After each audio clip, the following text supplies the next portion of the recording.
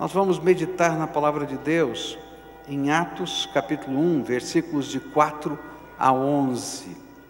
Atos capítulo 1, versículos de 4 a 11. A palavra do Senhor vai nos ensinar nesse texto, lá no livro de Atos, capítulo 1, versículos 4 a 11, o seguinte: um dia, quando estava com os apóstolos, Jesus deu esta ordem: fiquem em Jerusalém e esperem até que o Pai lhes dê o que prometeu, conforme eu disse a vocês. Pois de fato, João batizou com água, mas daqui a poucos dias vocês serão batizados com o Espírito Santo. Certa vez os apóstolos estavam reunidos com Jesus e então lhe perguntaram: é agora que o Senhor vai devolver o reino para o povo de Israel? E Jesus respondeu: não cabe a você saber a ocasião ou o dia que o Pai marcou com a sua própria autoridade. Porém, quando o Espírito Santo descer sobre vocês, vocês receberão poder e serão minhas testemunhas em Jerusalém, em toda a Judéia e Samaria e até nos lugares mais distantes da terra. E depois de ter dito isto, Jesus foi levado para o céu diante deles.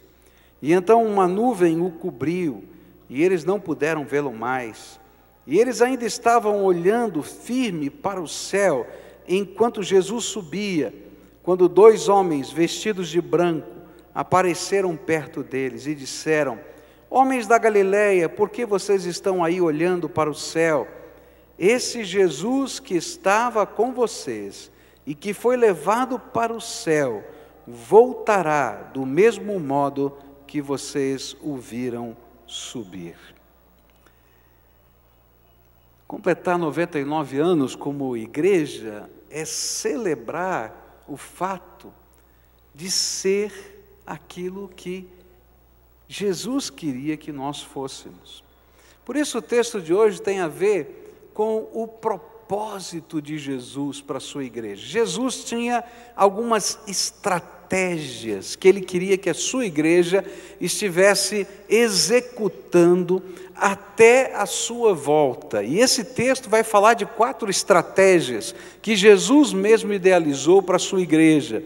E ele nos pede que estejamos colocando em prática estas estratégias. E quando eu falo de igreja, eu não estou falando de instituição, eu não estou falando de uma organização, de uma sociedade, de um CNPJ, eu estou falando do povo de Deus. Então essas 4 estratégias têm a ver com todos nós e têm a ver individualmente com cada um de nós, porque são projeto de Deus, projeto de Jesus para cada um de nós. O livro de Atos é esse segundo volume de uma história que ainda não tem fim, ela está sendo escrita. O primeiro volume dessa história eram os evangelhos, onde eles nos revelam o que Jesus começou a fazer e ensinar. E o livro de Atos fala a respeito da obra de Jesus que continua em sua igreja até a sua volta. E o nosso objetivo hoje é, à luz da palavra de Deus, olhar para cada uma dessas estratégias, entendê-las e trazer para o nosso coração e tentar vivê-las. Qual é a primeira estratégia que Jesus tem para a sua igreja, ou seja, para mim e para você? Versículos 4 e 5 dizem assim: um dia, quando estava com os apóstolos, Jesus deu esta ordem: fiquem em Jerusalém e esperem até que o Pai lhes dê o que prometeu, conforme eu disse a vocês. Pois de fato, João batizou com água, mas daqui a poucos dias vocês serão batizados com o Espírito Santo. A estratégia de Jesus começa com o poder do Espírito Santo de Deus. O que Jesus estava dizendo para os seus discípulos é: vocês vão ficar aqui, 10 dias iria demorar, eles não sabiam exatamente o tempo, 10 dias iria demorar. até que a promessa do Pai se cumpra. Deus vai abrir os seus céus, eu vou subir para lá, Deus vai abrir os seus céus e vai cumprir o que está escrito lá no livro de Joel, que chegaria um dia na história, que aquilo que acontecia apenas com 3 figuras da sociedade de Israel, o rei, o profeta e o sacerdote, Deus derramaria do seu Espírito Santo e todo aquele que invocasse o nome do Senhor seria ungido de Deus, selado de Deus, marcado com o poder de Deus, e que o Senhor manifestaria o seu poder através da sua igreja, através de gente simples, que não era nem rei, nem profeta e nem sacerdote, no sentido do Velho Testamento. E aí então Jesus diz assim, fiquem aqui, aguardem um pouquinho, porque a minha estratégia é revestir cada um de vocês da minha unção. Por quê? Porque é o Espírito Santo quem dirige, impulsiona, capacita a igreja a cumprir a sua missão. É impossível fazer a obra de Cristo, a obra de missões, qualquer coisa em nome de Jesus, se a gente não tiver revestido do Espírito Santo de Deus. Por isso, os discípulos permaneceram em Jerusalém, e no dia de Pentecostes, então, houve um milagre visível e audível, para que todo mundo soubesse que um novo momento da história começou. O Espírito Santo estava sendo derramado sobre todo aquele que invocasse o nome do Senhor Jesus. Nesse sentido, Efésios capítulo 1, versículos 12 a 14, vão nos ensinar que enquanto selo, enquanto marca de propriedade, enquanto diferencial da graça, quando você recebe Jesus como Senhor e Salvador, você recebe um presente vitalício, a marca do Espírito Santo na tua vida. Olha só o que a Bíblia diz.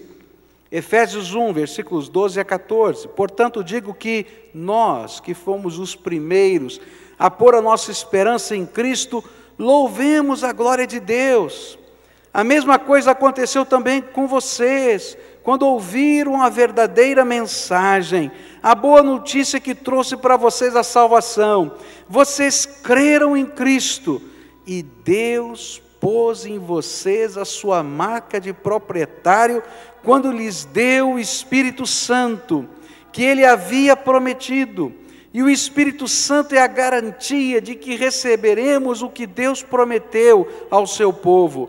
E isso nos dá a certeza de que Deus dará liberdade completa aos que são seus. Portanto, louvemos a sua glória.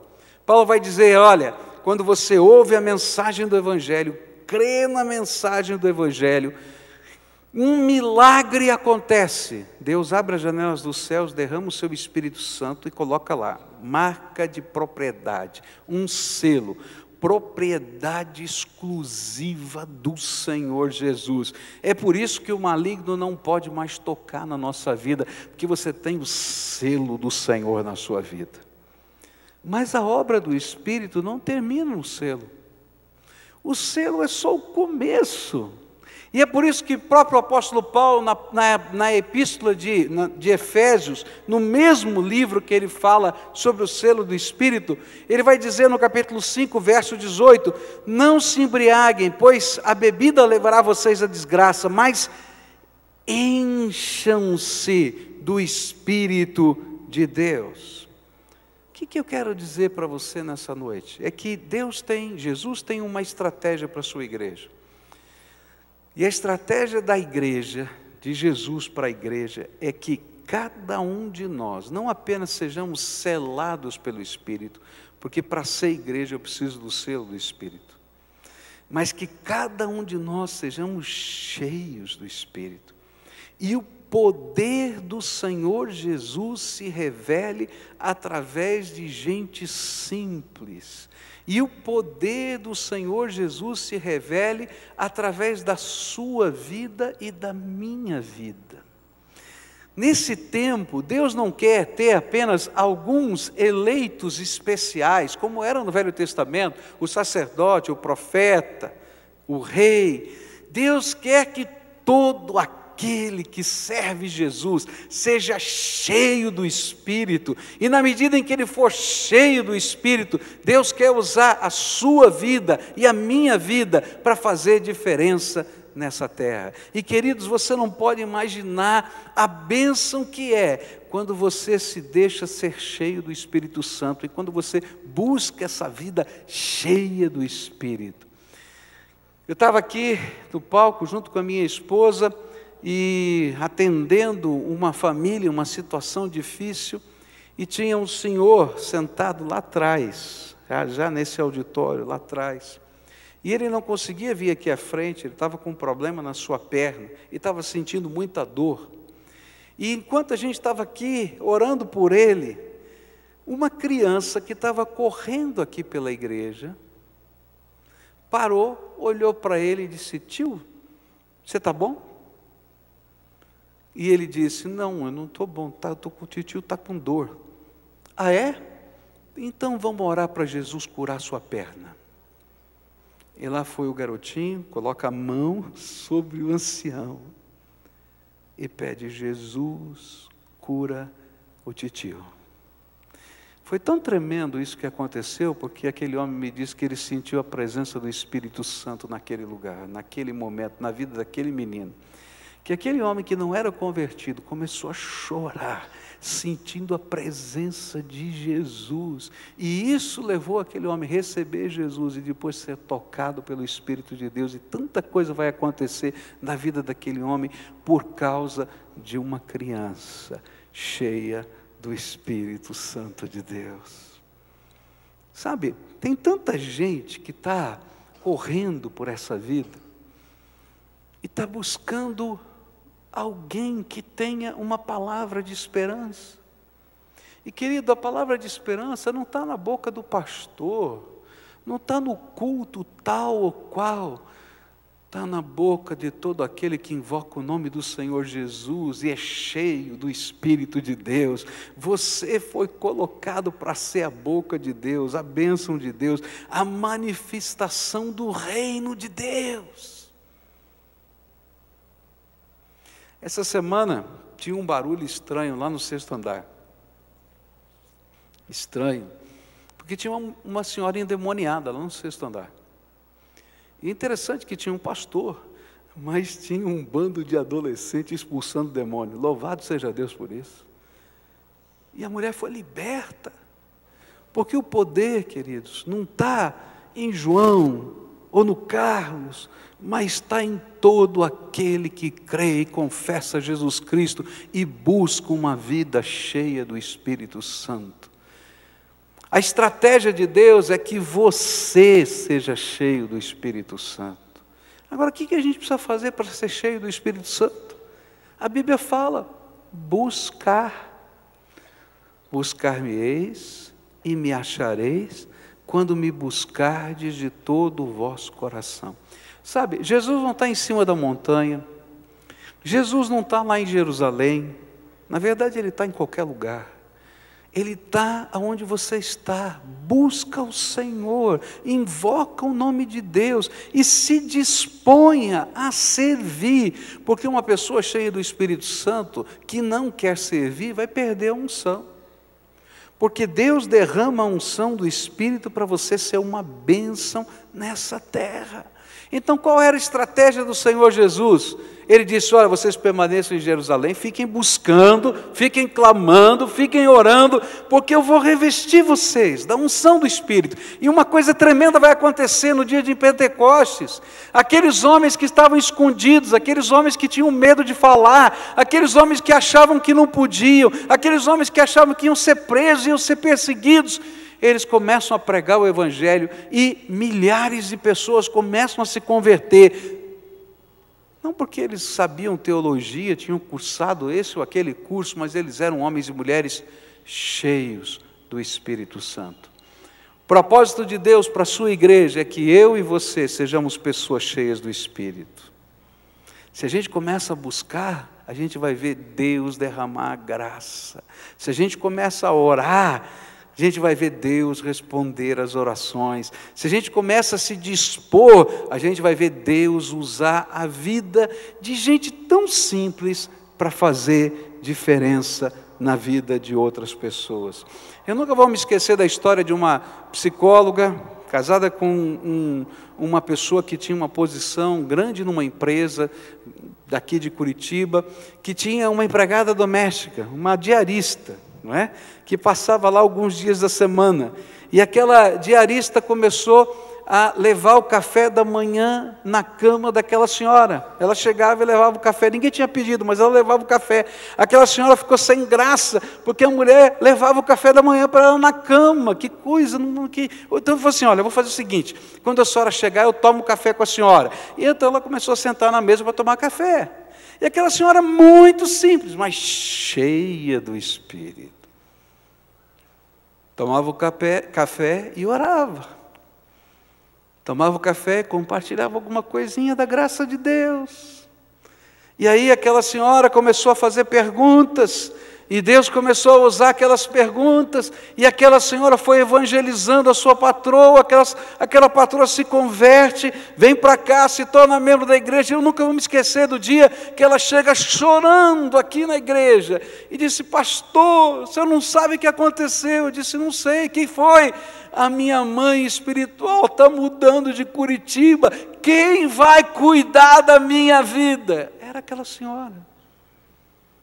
Queridos, se você for cheio do Espírito, você vai fazer diferença na vida das pessoas. E essa é a estratégia de Deus. Busca o Senhor de todo o seu coração, busca o poder de Deus. Tem mais da graça de Deus para você. É isso que eu quero dizer, tem mais da graça de Deus. E onde eu vou achar? Em Jesus. Dobra o teu joelho, fala com Ele, busca a face dEle. Ele vai derramar da graça, dos dons, do poder, da sabedoria, e vai usar a tua vida, porque isso faz parte da estratégia do Senhor para a sua igreja. Segunda lição que esse texto me ensina, vem nos versículos 6 a 8, diz assim: certa vez os apóstolos estavam reunidos com Jesus, e então lhe perguntaram, é agora que o Senhor vai devolver o reino para o povo de Israel? E Jesus respondeu, não cabe a vocês saber a ocasião ou o dia que o Pai marcou com a sua própria autoridade. Porém, quando o Espírito Santo descer sobre vocês, vocês receberão poder e serão minhas testemunhas em Jerusalém, em toda a Judéia e Samaria e até nos lugares mais distantes da terra. Uma das consequências naturais do ser cheio do Espírito Santo em nossa vida é nos tornarmos testemunhas de Jesus Cristo. É interessante que esse texto ilustra muito bem alguma coisa que acontece na nossa vida como cristão. Lá estavam os apóstolos, Jesus ressuscitado, tá? E eles tinham muitas curiosidades teológicas. Ah, Senhor, eu não estou entendendo esse negócio, como é que vai ser? Como é que vai ser a restauração dos judeus? Como é que vai ser os detalhes desse processo? É agora a hora, é depois? Sabe quando a gente está perguntando, qual é o sexo dos anjos? Quem é a mulher de Caim? Está entendendo? A gente tem um monte de pergunta teológica. E Jesus diz assim, olha, tem coisa que Deus não vai explicar. Eu acho tremendo, porque eu também tenho essas dúvidas, não é só você que tem. Né? Eu me lembro, por exemplo, do livro de Daniel. Daniel está conversando com o anjo está lá mostrando coisas que vão acontecer no futuro, e lá vai Daniel e diz assim, olha, não entendi, dá para você explicar melhor? Aí o anjo diz assim, olha, Daniel, sela o livro, porque esse negócio não vai ser revelado para você só no último dia. Há coisas que eu não consigo explicar. Há coisas que estão na Bíblia que ninguém consegue explicar. Por quê? Porque Deus não revelou, Ele deixou apenas uma dica, vai acontecer. Os detalhes, a vírgula, o ponto, o mapa, Ele não vai falar. E Ele não quer que a gente fique perdendo tempo com a vírgula, com o ponto, apenas que a gente tenha noção daquilo que Ele vai fazer, e que a gente tenha isso no coração. Por quê? Porque muitas vezes, enquanto a gente está fazendo isso, a gente está deixando de cumprir o segundo propósito, a segunda estratégia, que é mais importante para Jesus. Ele quer que você seja testemunha dele. Ele quer que eu e você sejamos testemunhas dele. O que é isso?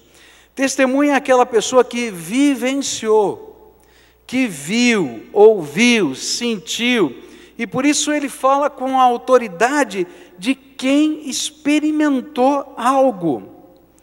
Jesus quer que você, que já experimentou a salvação, fale o significado da salvação na tua vida. Jesus quer que você que está vivenciando o poder dEle, o poder de resposta de oração, a misericórdia dEle, as maneiras como Ele envolve, toca o nosso coração e faz milagres na nossa vida, Ele quer que você testemunhe disso. Essa semana eu estava jantando com uma família aqui da igreja, muito querida, e falando disso, como Deus é bom, como Ele responde orações, e como essas orações são respondidas de uma maneira tão simples, mas tão sobrenatural. Então, essa família, esse moço estava dizendo assim, olha, meu carro, eu estava dirigindo o meu carro e furou, estourou o pneu, não furou, estourou o pneu, quase capotei. E aí, eu vou olhar lá no bagageiro para ver o step está murcho. E eu estou aqui no meio de uma avenida, uma coisa complicada, vou pegar o meu celular, acabou a bateria. Cá entre nós, está ruim esse cara, hein? Fala a verdade, né? Então diz que esse moço sentou no meio-fio, botou a mão na cabeça e começou a orar, Senhor, o que eu vou fazer aqui? Me ajuda, me tira dessa. E de repente encostou um carro, um senhor mais velho. Tudo bem, filho? Não, estourou meu pneu aqui e o meu step está vazio. Ah, é? Abre aí para ver. Tá bom, vou pegar o teu step, vou arrumar o teu step. Pegou, colocou no carro e foi embora. E ele pensou assim, além de tudo, perdi meu step. Olha só, passa uma meia hora, chega o senhor, com o step na mão. Ele diz, oh, muito obrigado, tal, ele vai pegar as coisas. Não, peraí, deixa que eu te ajudo. Vai lá e troca o pneu para ele. Diz, deixa eu pagar o step. Não, filho, vai para casa, vai para casa. Ele entrou no carro, foi embora. Falou, eu não sabia, Deus, que o senhor podia responder tão rápido uma oração. Sabe, Jesus quer que você seja testemunha disso, das coisas que Ele tem visto, tem feito, tem tocado na tua vida e na tua história, porque na medida em que você testemunha dEle, como alguém que viveu experiências e vive experiências com o Senhor, as marcas de Jesus vão brotando na vida das pessoas, e a pessoa diz assim, será que pode acontecer comigo? Será que se eu orar? Será que se eu buscar? Será? E queridos, é nessa hora que o Espírito Santo vem e trabalha no coração das pessoas. E depois talvez venham dúvidas teológicas, mas nessa hora o que Jesus disse para a gente fazer é ser testemunha, compartilhar o que nós temos experimentado. Jesus não nos convidou para ser teólogos, apologistas, mestres da lei. Ele nos convidou para sermos testemunhas. Ele nos chamou para sermos pessoas simples, que pudessem falar o que a gente pode experimentar com Ele. Por quê? Porque a vida com Jesus não é uma teoria, é uma experiência de fé, não é uma tradição, é algo que eu vivo. Não é convencer pessoas, isso é trabalho do Espírito Santo, mas é compartilhar o presente de Deus. Tem uma história no Velho Testamento que eu acho preciosa. O povo de Israel estava sendo cercado pelos inimigos, E naquele jeito de fazer guerra, antigamente, eles não tinham canhão, não tinham artilharia, não tinham aviões para jogar bombas. Então, os muros da cidade impediam o avanço do exército. Então, o que eles faziam? O exército cercava e ficava esperando. Por quê? Uma hora ia acabar a comida da cidade. Uma hora ia acabar a água da cidade. E aquele povo ia se render. E isso é que estava acontecendo com Israel. Uma desgraça tão grande, a fome dentro da cidade, ninguém tinha nada para comer. E Deus tinha prometido uma grande vitória, e que Ele mesmo daria essa vitória, que Ele mesmo do dia para a noite ia fazer um milagre. As pessoas que estavam lá dentro não acreditavam nisso, e tinham 4 leprosos. E os leprosos estavam morrendo de fome. O leproso naquela época era um segregado da sociedade, ele não podia viver junto, só o fato dele estar dentro da cidade já era um milagre. E eles certamente eram os últimos que tinham o direito de comer naquela cidade. E eles olharam um para o outro e disseram assim, vamos fazer o seguinte, vamos lá no lado do inimigo, se eles nos matarem, nos matem, porque nós já estamos morrendo de fome aqui dentro mesmo.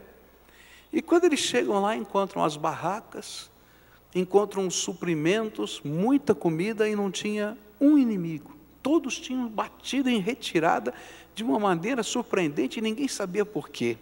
E aqueles homens então estavam famintos, foram e comeram, e depois olharam um para o outro e disseram assim, não é justo a gente ter tanta comida, enquanto toda a cidade está morrendo de fome.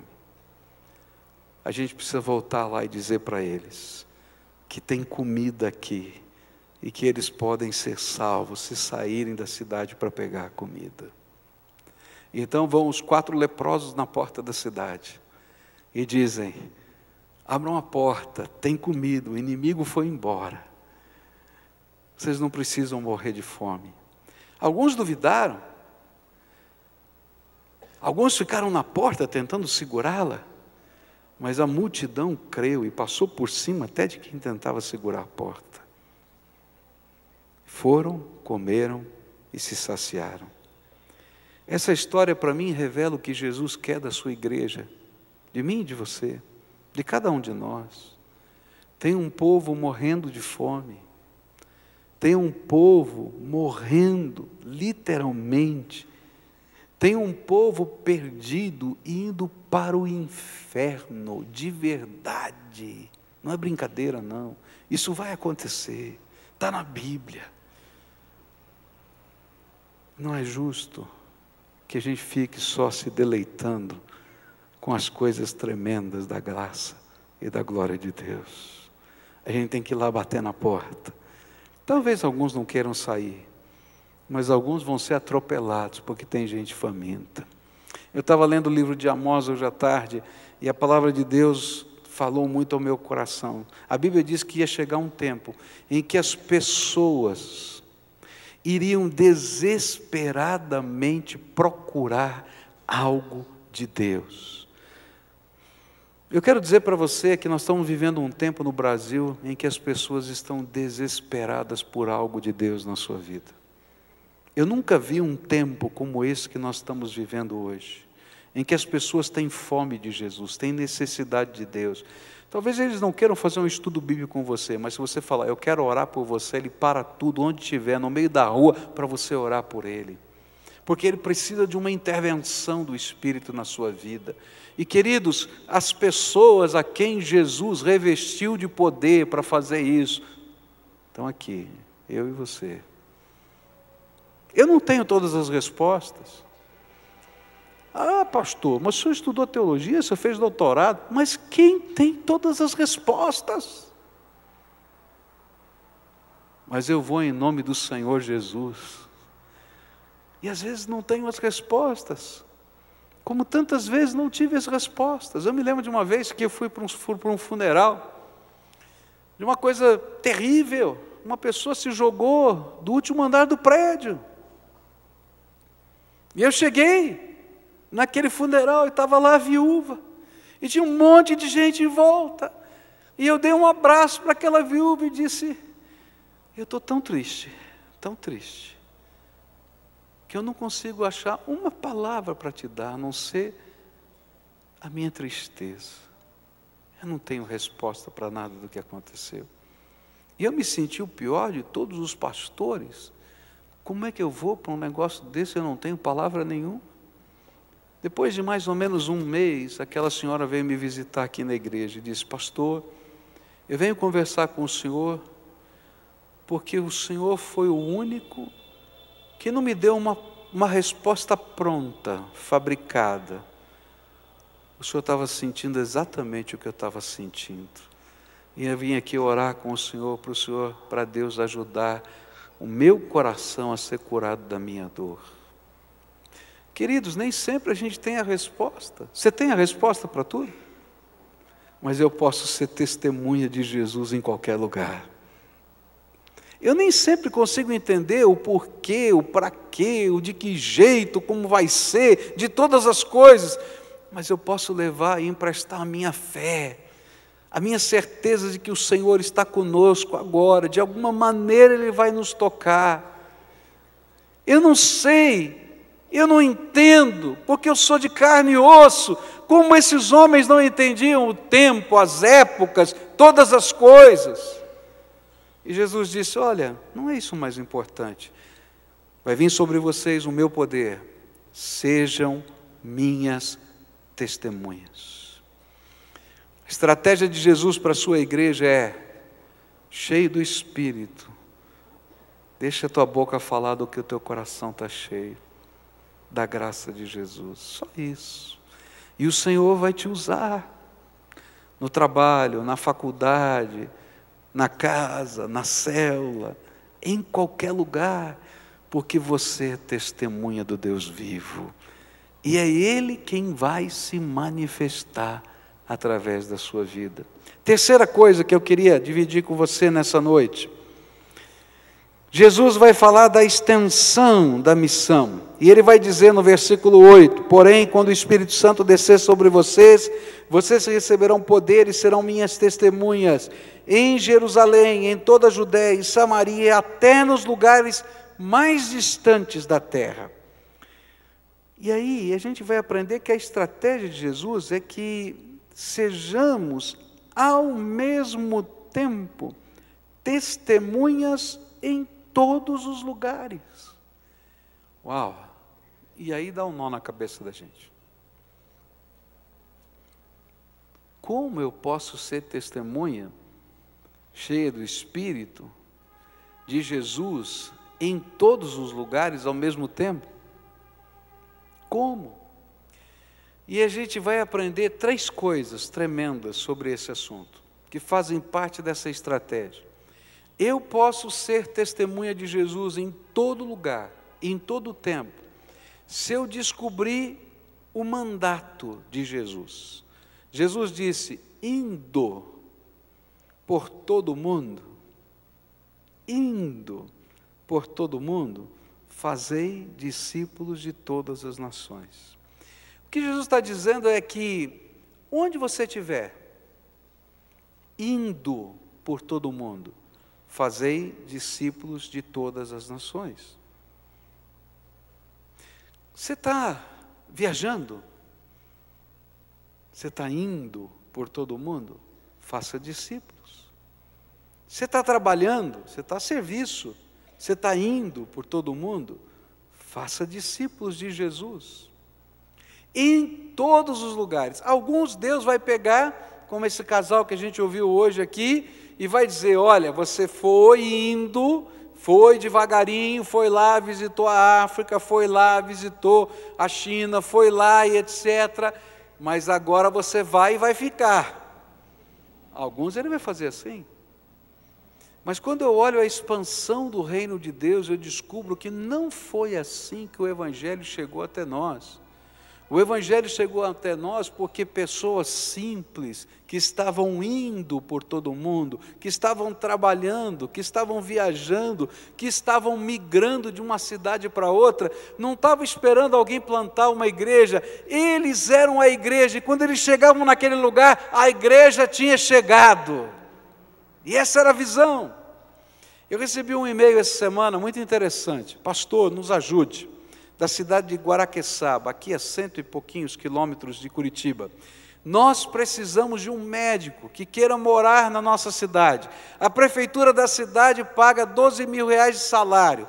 Se ele não puder vir ficar aqui direto, se ele puder dar um plantão de 24 horas, para cada dia de trabalho de plantão nós pagamos R$3 mil, 2.900 e qualquer coisa. A nossa cidade, pelo amor de Deus, precisa de um médico. Eu fiquei pensando, já pensou que coisa tremenda se a gente tivesse um médico cheio do Espírito, crente, que vá para lá para ser aquele que vai plantar mais uma igreja naquele lugar, como missionário do Senhor Jesus. É assim que o Evangelho cresceu no passado. Eu tenho um amigo nas Filipinas. Deus deu a ele um sonho tremendo. Ele mora na cidade de Manila. Ele começou uma igreja 25 anos atrás, na cidade de Manila. E a visão que Deus deu para ele foi entrar nas universidades de Manila. Manila é a capital daquelas várias ilhas das Filipinas, e ali estão as grandes universidades daquele país. As pessoas viajam das outras ilhas, vêm estudar em Manila e voltam para suas cidades. Ele pensou assim: o que aconteceria na nossa nação se a gente pudesse pegar esses jovens que ficam aqui 4, 5, 6, alguns até 10 anos estudando, e a gente pudesse fazer um discipulado com eles, mostrar o que significa de fato ser um cristão, uma vida cheia do Espírito, ser testemunha de Jesus, e que eles em qualquer lugar são a igreja. Essas ilhas serão evangelizadas. E sabe o que aconteceu? Ele começou esse projeto há 25 anos, dentro das universidades, evangelizando. Tem uma igreja, mega igreja lá em Manila. Mas sabe o que aconteceu? Esses jovens foram se formando e voltando para suas cidades. E hoje ele tem uma rede de igrejas interligadas com ele, fundadas por esses bivocacionados. 1000 igrejas fundadas em 25 anos.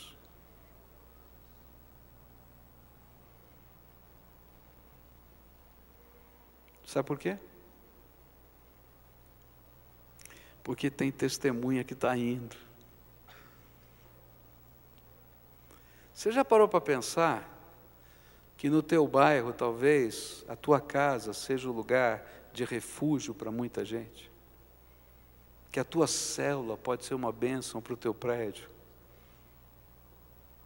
Que a graça de Deus pode se derramar simplesmente porque você está ali, porque Deus colocou a bênção dEle, colocando a tua vida naquele lugar.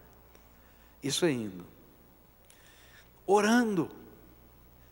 Porque a gente não sabe como as coisas vão acontecer, mas quando a gente começa a orar, as portas se abrem. Eu gosto daquele texto, lá aqui no livro de Atos, quando Pedro está preso, lembra disso? A igreja começa a orar e ele está dormindo. O anjo vai lá, o acorda, desperta, vem comigo. Pedro não sabe se ele está tendo uma visão, se é de verdade. E à medida que ele vai passando, caem as correntes que o prendiam aos soldados. Os soldados não vêm, a porta ele vai abrindo. Quando chega lá no portão de ferro, que era trancado, a Bíblia diz: e a porta de ferro se abre automaticamente, sozinha. O primeiro portão eletrônico que existe na história está na Bíblia. O portão abre ali, tranquilo. Queridos, é assim que Deus trabalha na nossa vida. A gente começa a orar e Deus abre portas. Deus abre portas. Deus tem feito tantos milagres na nossa vida. Deus tem feito tantos milagres aqui nessa igreja. Recebi uma visita essa semana do Ministério Público de Curitiba, dizendo: por favor, nós vamos ter o dia de enfrentamento contra drogas dia 23 de junho no Parque Barigui. E nós temos palco, nós temos som, nós temos toda a infraestrutura. Mas nós precisamos de ajuda. Será que as igrejas evangélicas que estão trabalhando na recuperação de tanta gente podiam falar do papel da família lá e passar 3 horas falando? Eu nunca vi o poder público chamar a gente para fazer ar livre. Quem é mais novo não sabe. Ar livre era o culto que a igreja fazia com as cornetas que a gente levava. Todo mundo queria expulsar a gente de perto para a gente pregar o evangelho. Gente, agora estão batendo na nossa porta e dizendo: vem fazer ar livre no Parque Barigui, das 2 às 5 da tarde. Olha que hora maravilhosa no parque, né? Gente, eu vou lá, em nome de Jesus. Você vai comigo. Vai, porque todo mundo aqui é missionário. Nós vamos junto, dia 23 de junho. Marca no teu agenda aí. É verdade. Por quê? Queridos, a gente começa a orar e as portas se abrem. Então a gente vai, a gente ora. E queridos, a gente vai aprender a investir no reino. A gente aprendeu a semana passada o que significa dar o dízimo.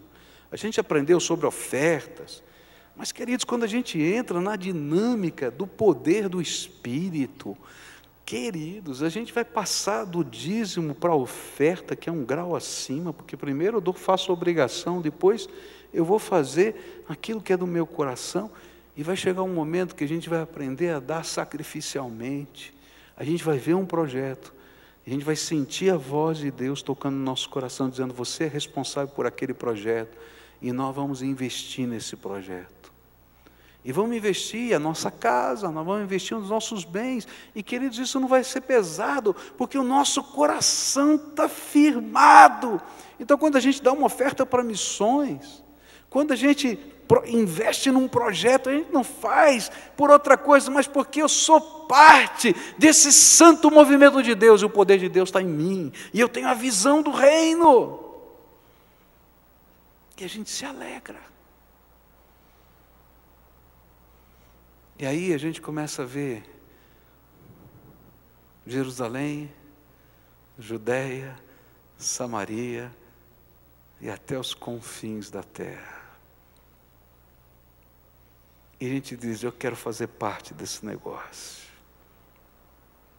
Última coisa que eu queria deixar com você nessa noite. Termina esse texto de uma maneira gloriosa, e essa é a quarta estratégia. Depois de ter dito isso, Jesus foi levado para o céu diante deles. E então uma nuvem o cobriu, e eles não puderam vê-lo mais. E eles ainda estavam olhando firme para o céu enquanto Jesus subia, quando dois homens vestidos de branco apareceram perto deles e disseram: homens da Galileia, por que vocês estão aí olhando para o céu? Esse Jesus que estava com vocês e que foi levado para o céu, voltará do mesmo modo que vocês o viram subir. É interessante que termina a quarta estratégia com esperança. Olha só, primeira estratégia é: Jesus quer derramar poder sobre a tua vida. Segunda estratégia, Ele quer que você seja testemunha dele. Terceira estratégia, que você veja a extensão da missão, todo lugar, ao mesmo tempo. E para isso você vai ter que ir, orar e investir. Quarta estratégia, os teus olhos não podem ficar contemplando as nuvens. Queridos, essa é a grande tentação que a gente tem. Às vezes a gente imagina que a esperança da vida cristã é a gente ficar contemplando as nuvens. E aí vem os anjos e dizem: guarda, vamos, para com isso. Tem muito trabalho para fazer, porque esse mesmo Senhor que vocês viram subir nas nuvens vai voltar. E vocês têm que completar essa obra enquanto Ele está voltando. Está entendendo? A esperança cristã não é mera contemplação. Vou subir na montanha agora, eu vou dizer: Senhor, estou esperando o Senhor voltar. Não. A esperança cristã é a mola propulsora que nos leva a trabalhar mais rápido, porque Deus nos deu uma tarefa e Ele vai pedir contas dela, e eu quero entregar isso prontinho. Existem várias ilustrações disso na Bíblia. Por exemplo, a ilustração das virgens com as suas lâmpadas. Já viu isso na Bíblia? Né? Fala da volta de Jesus. E ele diz que algumas dessas virgens, não é, foram e se prepararam para a volta de Jesus e tinham suficiente azeite para esperar. Tá? Lembra que azeite na Bíblia representa a unção do Espírito, representa o poder de Deus, o sentido da nossa missão. E algumas tinham azeite, mas não o suficiente. Não é? E quando começa o alvoroço, aquelas que têm o azeite dizem: olha, vamos lá, vamos para fora, vamos, tá chegando, e agora? E elas dizem: mas o meu azeite está acabando, me empresta um pouco. Eu disse: sinto muito. Não dá para emprestar, você tem que ter o seu. A esperança cristã é aquela que nos projeta para cumprir a missão. para cumprir a missão. Deus tem um plano para a nossa vida. À medida que a gente vai ficando de cabelo branco, eu estou ficando aqui, ó, tá vendo? Não é que eu tenho tanta idade assim, não, viu? Você pode ver que o meu creme está funcionando. O dela que não funciona, só o meu. À medida que a gente vai ficando de cabelo branco, há um sentimento da esperança cristã muito forte no coração da gente. Eu não entendia isso quando era jovem. O sentimento é assim: quanto tempo eu tenho ainda de capacidade física para completar tudo quanto Jesus preparou para a minha vida? Você está entendendo? E cada vez que eu oro, eu digo assim: Senhor, me ajuda, porque eu quero andar mais rápido. Me ajuda, eu quero andar mais rápido. Porque eu não tenho mais muito tempo. Eu não tenho mais. Mas eu quero fazer tudo que o Senhor planejou para mim. Eu não quero nenhum detalhe fora. Então eu tenho que andar rápido, Senhor. Me ajuda, me dá a tua graça. E sabe o que é gostoso? É que Deus ouve essa oração. E de repente Ele começa a fazer tanta coisa ao mesmo tempo que eu fico assustado. Eu digo assim: Deus, mas tudo junto? Ele falou: você não me pediu? Eu estou fazendo. Eu falei: Senhor, tenha misericórdia de mim, porque eu não sei se... Você não pediu? Vamos, ai, anda, para com isso. E aí a gente levanta e a gente vai. Jesus está voltando. Um dia Ele vai vir nas nuvens, a gente vai ver, todo olho verá, e vai ser o dia do juízo de Deus. Mas, querido, a tua vida está passando. E Deus tem propósitos abençoadores para você e para outras pessoas através da tua vida. E muitos de nós estamos olhando para as nuvens, enquanto o Senhor está dizendo: filho, eu quero fazer mais através da tua vida. Você está disponível? Você está pronto? Você quer investir você no teu reino? No reino dele? Quer que eu te conduza? Quer experimentar coisas maiores? Queridos, Deus quer derramar o poder dele sobre a tua vida. Mas a energia, você sabia disso? Um dos grandes problemas energéticos do mundo é que a gente não consegue acumular energia. Eu tenho que produzir, por exemplo, a energia hidrelétrica que vai ser consumida nessa hora. Então, conforme a demanda, eles aumentam a produção ou diminuem a produção das turbinas. Porque eu não tenho como aproveitar essa energia no momento que ninguém está consumindo. Eu não posso produzir para ser usada depois. Eu não tenho sistemas suficientes. Isso seria caro demais. Isso é uma ilustração interessante. A energia do poder de Deus vem na medida em que você está disponível para servir. E quanto mais você estiver disponível para servir, Deus vai derramar mais. A mesma coisa vai acontecer na questão financeira. Se você é capaz de enxergar o que Deus vai fazer através do seu investimento no reino, e você tem liberalidade, Deus vai investir mais na tua vida, porque você está livre para isso. Não é um negócio, mas é uma bênção prometida na palavra. A mesma coisa vai ser na pregação do Evangelho. Se você está discipulando uma pessoa e está fazendo bem feito esse discipulado, Deus vai colocar 5 do teu lado. É assim que funciona no reino de Deus. E aí você vai ter que trazer gente para pertinho de você. Diz: vem comigo, vem aqui, levanta você também. Porque a seara é grande e são poucos os trabalhadores. Peçam ao Senhor da seara que mande trabalhadores para a sua colheita. Ah, Jesus quer fazer uma coisa tão grande. O sentimento que eu tenho, esse é um sentimento meu, é humano, do meu coração. Mas cada vez que eu olho para vocês, cada vez que eu venho para um culto, cada vez que está acontecendo alguma coisa na vida dessa igreja que completa 99 anos, o sentimento que eu tenho é: nós estamos no limiar de um momento tremendo que Deus vai derramar na vida dessa igreja. Assim, ó, está na beiradinha, sabe? Quando você está assim na beiradinha do copo para começar a derramar. Só que isso não vai acontecer se cada um de nós não nos dispusermos a viver a estratégia de Jesus na sua integralidade. A hora que a gente começar a viver isso na integralidade, ninguém vai segurar não, porque as portas estão abertas. As portas estão abertas e o tempo é agora.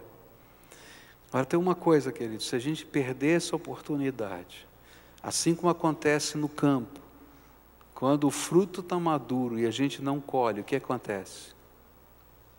O que acontece? Apodrece, se perde. Nós podemos ganhar essa geração para Jesus. Essa geração está pedindo, pelo amor de Deus, invistam, façam alguma coisa na nossa vida. E sabe quem são os homens e as mulheres que vão fazer diferença nessa terra? Você. Você. Você. Você. Aonde Deus o colocou. Alguns Deus vai mover de um lugar para o outro. Mas nós todos, Deus quer que experimentemos essas 4 estratégias de Jesus. E que a esperança nossa de poder experimentar e viver tudo quanto Jesus preparou para nós antes dele nos chamar, ou antes dele voltar, nos mova a andar mais rápido. Vamos ficar de pé e vamos orar ao Senhor agora? Dá a mão para quem está perto de você. A gente faz hoje 99 anos. Dá a mão, fecha aí o corredor.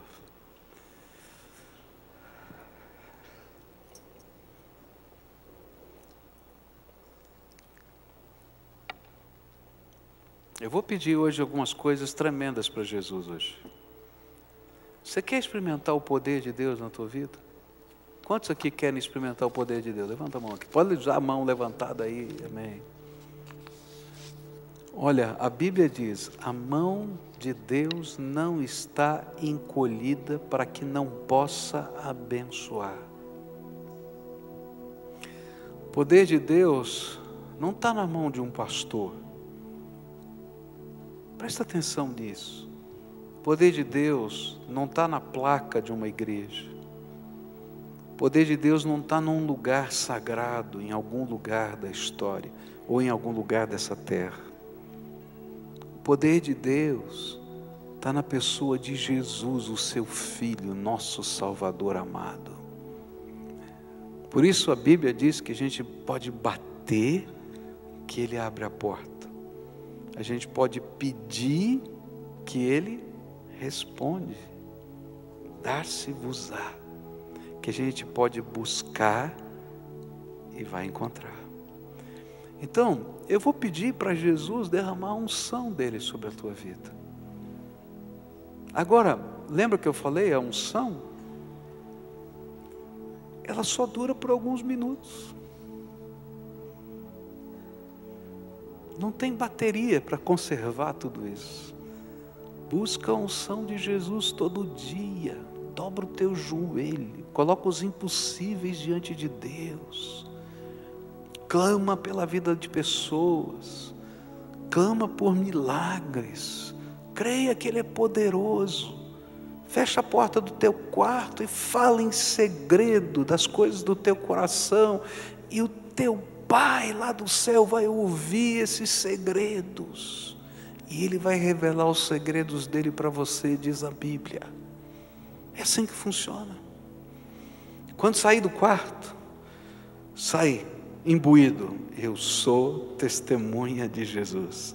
E começa a prestar atenção, pede para Jesus abrir os teus olhos, em quem Jesus já está trabalhando. Porque a Bíblia fala que ninguém procura a Deus se primeiro Deus não tiver tocado no coração dele. Então fica prestando atenção, você vai encontrar alguém que está demonstrando nas suas palavras, no seu gesto, está buscando alguma coisa. Chega perto e pode dizer, olha, o Senhor me mandou orar por você. O Senhor me mandou fazer isso. Eu estava ouvindo na minha célula uma senhora que tinha orado, tinha chorado, tinha passado o dia inteiro clamando a Deus. E ela saiu. saiu, começou a andar na rua e passou uma moça bonita perto dela, foi para frente. Ela até chamou atenção, porque a moça era muito bonita, ela é uma senhora de idade, mas que moça bonita. Daqui a pouco aquela moça para, dá uns passos para trás e diz para ela: a senhora é serva do Senhor? Ela disse: é, sou. Pois é, o Senhor me mandou dizer que Ele viu as suas lágrimas, ouviu a sua oração e vai abençoar a sua vida. Aquela mulher ficou extasiada. Ela não é membro da nossa igreja, ela só frequenta a célula. Sabe por quê? Porque tinha uma testemunha de Jesus no meio da rua. Está entendendo? Quando o Espírito Santo de Deus falar com você e você estiver percebendo, vai lá, em nome de Jesus. E coisas tremendas de Deus vão acontecer. Coisas tremendas de Deus.